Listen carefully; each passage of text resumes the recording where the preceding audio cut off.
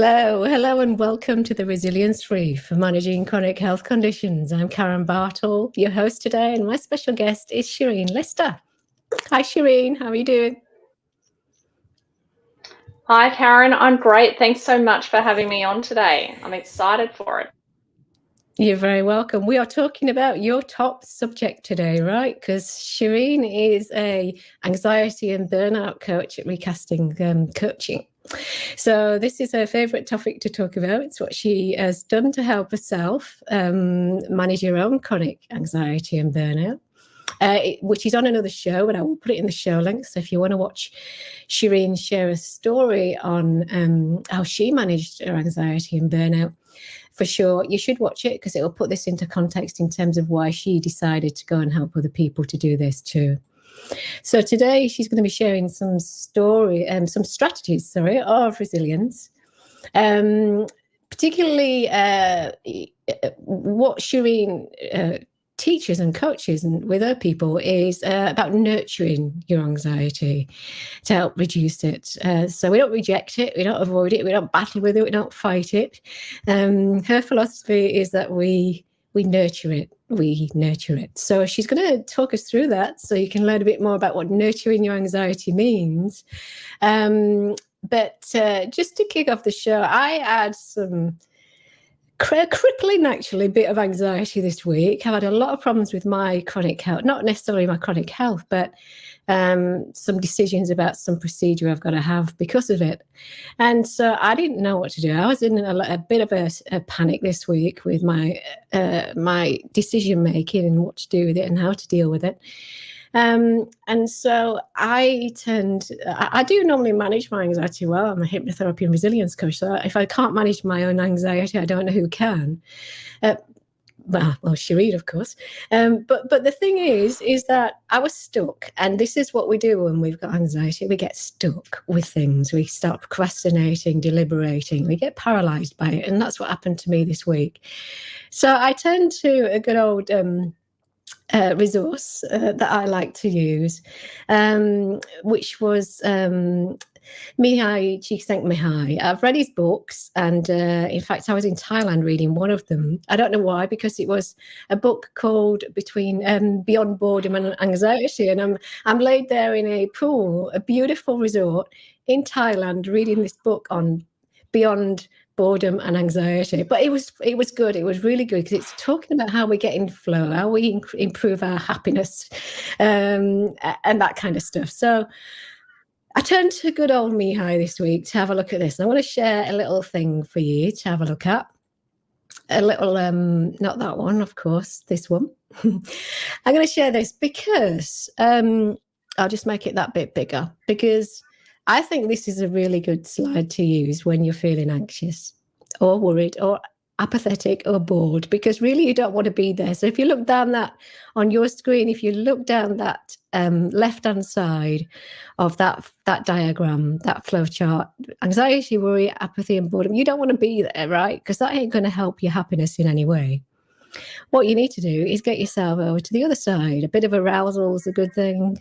Certainly relaxation, having some sense of control over your life. And for Mihai Csikszentmihalyi, what he's interested in particularly was, he died last October, I think, which is really sad because he was such a great author and speaker. But flow was this big thing. And if you're in flow, you are feeling, you're happy, you are so engaged, you are so focused and into whatever you're doing at the expense of everything else. So time flies like the wind. You really don't need to worry about anything when you're in that state. We're not talking about flow today, though. That's another show. But what we want to talk about today is the anxiety part on this, because obviously the title of the show is anxiety. That's what Shereen's here to talk about. But anxiety is right at the top. The idea is we've got these two axes. We've got the low to high skills and we've got the low to high challenges. So if you've got something that is significantly challenging you, it's really seriously giving you a lot of headaches, and you experience a lot of anxiety, which I'm sure Shereen will talk about in a minute, you are significantly challenged. And if you don't have the skills, if you've got very low skills to deal with that challenge, that's where your anxiety comes from. If you've got very high skills, you don't necessarily have it because you relaxed about what you're doing, or you'll do something else. But that's so that I'm just wanted to highlight that that's what we're talking about today. Is we're talking about this area here, where perhaps you're highly challenged with something or someone, or just life generally. We all are with chronic health conditions. That's just we live our life that way. But it's generally when you have very low skills to manage that anxiety with the challenges as they are. So that's just an intro to what I think is a really good thing that helped me this week, because I realized that my anxiety, I wasn't in control of what I needed to do. I was having to outsource it to other people. And so I had very low skills in dealing with what I needed to deal with, but the challenge was super high, and it had significant impact on my life. So that's why I did something else to solve it. But I won't go into that on this show because we want to talk to Shereen. So back to Shereen. Hello again. You still with us? Hello. Yep. Yeah. So for folks listening on at home or watching, we do have a little bit of a delay today with the internet being what it is. So just bear with us, be patient, because this is going to be a good show. So Shereen, just remind people anxiety and how you perceive anxiety to be. How would people recognize it in your world? Yeah, what I like about that model that you showed there is that it sits quite high on the chart. So I think that's also in terms of, we had relaxation and apathy down the bottom. They're quite low feelings. Anxiety is quite a heightened state. So I sort of think of it as worry on overload almost. And it's when we can't kind of handle our worry and it's really overwhelming, is sort of when we're in a state of anxiety. It's like it's more than we think we can handle. And it's often that we do even have the skills, but we perceive that we don't have the skills to deal with something. So for me, for example, anxiety often looked like or felt like I was on a hamster wheel in my brain and I was just going around with these doom and gloom thoughts. And it's often future-based fear. So we're worried about what might happen is how anxiety presents for a lot of people. And it's when we feel that we have the control of things, which we really don't ever have the control of what's in our future, that we can get ourselves in a bit of a muddle in our mind in trying to chase an answer and trying to chase some certainty that it's all safe and okay when we don't actually know how things are going to work out. Sort of in this simple way that I think we can all relate to. We might have moments of that at times, that anxiety is. And then if we have problems with anxiety like I used to, it's when that's happening a lot of the time, when it's becoming a predominant thought for you, or it's problematic and is stopping you from doing things in your life. As you just said, you had some anxiety this week and it was problematic short term. I've also had anxiety. Just yesterday, I woke up with some really bad anxiety. But it's not a major problem for you and I because we were able to work through it in quite a short time frame because we've learnt the tools for it. But it's when we can't move through it, or it's happening a lot of the time, that we really know that that's a warning sign to do something more about it. That's great. Thanks for that summary. That's really interesting. And so for people at home, yeah, it's good to define the difference. Like we all have worries, but if they get out of control, or they're prolonged, or more severe, and you're having them every day, then clearly there's something you've got to do with that and about that. And if you can't do it yourself, then it's to find some way of helping yourself to do that. So today we're going to share some of the strategies that you learned and on yourself. So this is great because not only are you teaching something and sharing something that is effective, because you know it is, because you work with it yourself, but you're now able to help others to do that too. So share some of your tools and techniques. What do you think is if someone was in a state of, say, panic or really, really struggling, what's the best thing, I suppose, they can do to get themselves somewhere different, somewhere more pleasant? Yeah. So if we're in a real heightened state, particularly if it's almost a panic attack type thing where we feel like we don't have any control over what's happening in the present moment. We're really overwhelmed by our feelings, which is a heightened state beyond that sort of languishing anxiety that we might feel of our mind racing. Then the first thing that we want to do is to try and bring ourselves back to the present moment. So as I said, anxiety and panic is forward fear. So it's worrying about what might happen in the future. It's forward thinking. So we want to try and bring back to the present moment. And if we're in a super heightened state, we're not going to try and use logic or about why we're feeling that way or anything like that, because our mind's not in a place to do it. The first step we want to do there is to ground in the present physical world.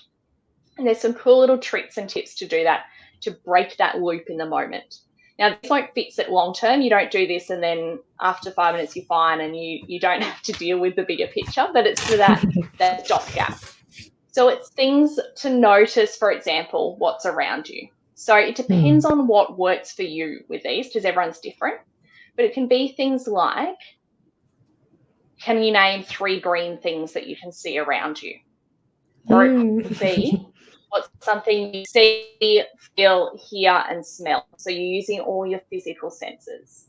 It might be, take your shoes off and feel the ground beneath you and really tap into what that feels like. So they're all physical sensory things to shake us out of our mind racing 5,000 paces ahead and bring us back to here. And it's kind of like a circuit breaker. So then we can get out of that situation and move forward to do something about it. So that's the first part in those heightened states. So let's say that that's kind of worked for a little while. You go and have your lunch or your breakfast or you have a walk and you get on with life. And it comes back again. But you don't want to kind of do the same thing you've just done, because it's kind of not done the trick. Not that day. It may do that trick another day, but that's just, the anxiety is just, there's something seriously bothering you and it's just not, it's not budging, right? What do we do? Yeah, so we need to start to deal with it in a more holistic sense, yeah? So more the circuit breaker. And there's a couple of things. So we can look at it both physically and in terms of the mind. Both work really well together. And in terms of the physical, we must sometimes process the feelings through our body. So when we're stuck so much in our mind, we're not feeling the body is part of it. So it can be simple stuff, and I know you've probably all heard it before, but breathing, so some focused breathing is actually really good at processing feelings. And it can even be something as simple as count 10 breaths, and you can count breath up and down each finger and so on, and things like that. And it can be simple stuff like shaking your body, which I know might sound a bit bizarre, but it might be a gentle sway or a shake, and it just moves the feelings through. It gives our body something to process it. And as I'm saying this, I'm looking at my dog who suffers from anxiety here, and he licks himself. And some of you animals do this, and they lick compulsively. It's the same thing. He doesn't know how else to get rid of the feeling, so he licks it out. Yeah, so that's one part of it. But again, that might make you feel a bit better in the moment, but it's coming up. So we need to start to deal with it long term and resolve what's going on that's causing the anxiety. Because often there's a root cause, or there's, an old feeling that's kind of stuck that keeps coming up and going, hey, I'm worried, listen to me. Because whenever we feel emotions in our body, they want to be heard. And so that's why, as you were saying at the start, Karen, my approach is that we nurture, not reject our anxiety and any of our feelings, in fact. So often feelings feel real big and real nasty, and we just want to get rid of them. But they just keep coming back stronger then, because every emotion has a message for us. So it's going to keep knocking at the door loud and louder until you listen to it. So the advice is to start listening straight away. How we do that with anxiety is to nurture a little child, which I know might sound silly. Bear with me here, because it's normally our inner child, a younger version of ourselves that's stuck with a feeling inside of consciousness. So I want you, when you're feeling anxious, to allow the feeling comfortable. So don't try and rationalize it. Don't try and logic it away or prevent it, but just lean into feeling it. And actually, the more we feel it, science has shown the more it dissipates. So that physical feeling is more likely to go away within a couple of minutes if we lean into it, or at least lessen. And as we're feeling into it, the next bit is to actually kind of speak to our mind and just go, hey, what's going on? What is it that's bringing up these feelings for you? And it might take a little while to get an answer straight away, but the more we do this, the more quickly our mind answers. There's usually something that comes up. I'm worried about this. I think that this might happen. And sometimes it might be stuff that doesn't seem that related to it. Now, I remember at the start of COVID, I had some anxious feelings come up, and I did this exercise with myself. I was really anxious about lockdowns. And I was like, hey, what's going on? And this little part of me said, I'm worried that I'm going to lose all my friends and go back to when I've had. Because I built up a whole lot of community, and in lockdown, I was afraid I wasn't with them anymore. And as soon as I got that answer, I could go, oh, well, of course that little scared part of me would be worried about losing friends. Now, logical adult me knows that just because we're in lockdown doesn't mean I lose friends. But there's a stuck little 4-year-old probably or something like that who is. And so we just nurture and parent that part of ourselves and go like, hey, of course you're worried about that. But you know what? I'm here for you no matter what. I'm here to love you and support you and nurture you and look after you. And we've got this. And it's okay to be feeling this way. But I've got you. And the important bit there is that we accept and acknowledge the feelings. We're not trying to go, oh, that's stupid. You're feeling that. Of course you won't lose friends. Because that's just going to make that part even more scared. We want to accept it and acknowledge it. And I find 9 times out of 10, just that process dissolves the bulk of those feelings. And we're able to move forward then and use some strategies to deal with the problem logically. But the important bit is to listen and accept it first before we try to rush to logical outcomes. We all just want to feel safe and loved. Yeah. It's very easy to dismiss, isn't it? Oh, it's nothing. Oh, it's just stress. You know, you go to the doctor and you say, I've got this problem. Oh, it's just stress. Take a couple of weeks off work. You'll be fine. But that's not really empathizing. It's not really listening. It's not supporting. It's just saying, I've got enough patients in my, waiting room. I need you to get home and solve this problem yourself. This is kind of, it's an empathy thing. We are empathizing and understanding. And then the insight comes later, right? The insight of why we are what we are and why we're feeling what we're feeling comes later. Yeah, I think so. And I think the more that our mind, that deep unconscious part of our mind feels that it's heard and listened to, the easier it is to get insight.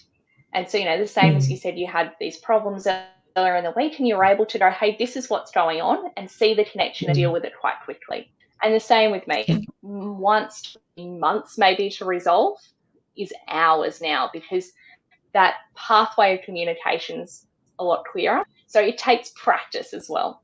Yeah, and that's a big part of it. And that's okay to know that it might be really clunky and slow at first. It's perseverance and practice, and holding space for yourself is really important.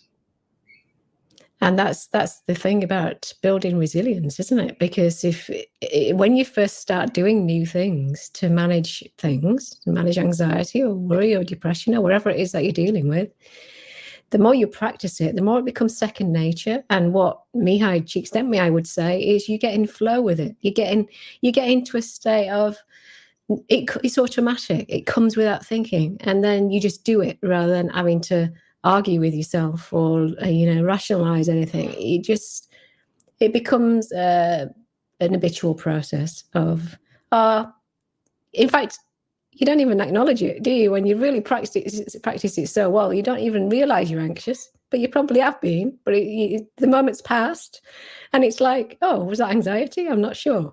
It came and went before I even knew about it. Yeah, I agree. I think most of it we wouldn't notice. And so it's just the big stuff on my practice that comes up and we go, oh, hey, I can deal with this. I know this.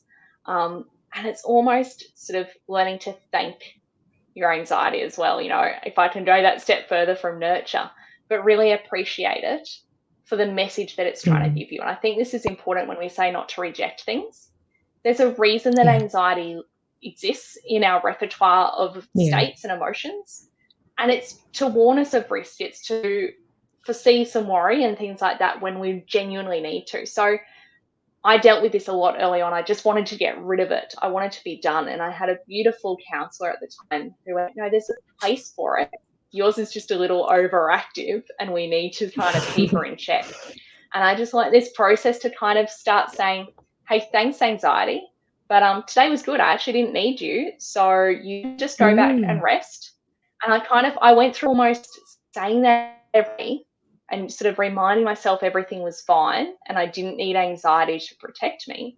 And that's become quite automatic now. I used to do that every night going to bed for a year or two, 15 years ago. Now I don't think I've done that in a long time, but I'm not waking up with anxiety, any mornings of the day like I used to. So, yeah. That's good. Nurture, That's good. thank and accept. It's a little bizarre, but it's incredible how it works. Yeah, on the surface, if you've never done any of this kind of stuff before, it might seem a bit weird and wacky, but it works. It does work. I agree. Oh, that's lovely. Thanks for coming on and sharing your strategies, because I think they're so simple and yet so far away from people who when they've got anxiety, to grab them and understand them. But I think if, like Shereen, like you said, if you practice, it's just like picking a cup off the table. It's like, here we go. Yes, there she is. There's that little tool that I need to use. But if you're in somewhere where that tool doesn't exist, it's in another room or in another world, then it's hard to get hold of it. And I think that's the thing, isn't it? It's practicing it till it becomes second nature, and then you can always just pull it out of the bag when you need it. Yeah, absolutely. And if it does get too much, and still even now for myself as someone who's practiced this for ages, then we reach out for help as well, because sometimes we're too close to the problem to really get that perspective and remember our tools. So that's when we go, hey, I need a little bit of help with this to just get me back on track. And at every stage, that's okay, particularly early on when you are still trying to train that habit. It's good to have a trainer with you there almost to guide you through it. And then we can wean ourselves off, but still lean on other people when we need it. Yeah, so it's good to find someone to support you to learn what tools work for you, because not every tool, I know a lot of tools don't work for me, because I've tried them many times and they don't work, but others do, and others work really super efficiently and within seconds sometimes.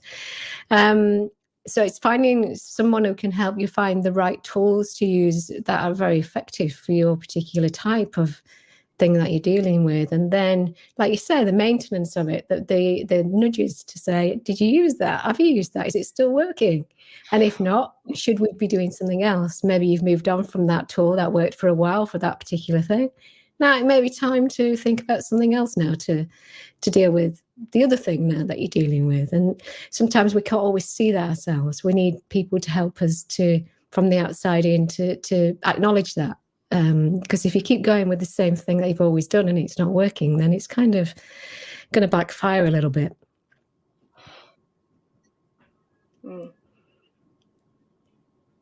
Absolutely. Okay, well, we are going to leave it there today. We hope you've enjoyed the show, whether you've listened or watched. Either way, this has been the Resilience Reef for managing today chronic anxiety or acute anxiety, depending on what you're dealing with. The strategies are very similar either way. And so if people do want to reach out and get some help from you, Shereen, what's the best place and way for them to do that? Yeah, so my business is called Recast Coaching, and they can find me on my website, recastcoaching.com.au, or on social media. You can link through my page here and you'll find me, and just message me, email me, and book a chat to figure out if I'm the person to help you and how we can work through that. And I'd be more than happy to have that chat with anyone. Awesome. All right. Well, bye to everyone. Enjoy your day, whatever it is that you're up to today. And we'll see you again on the next show. Thank you very much.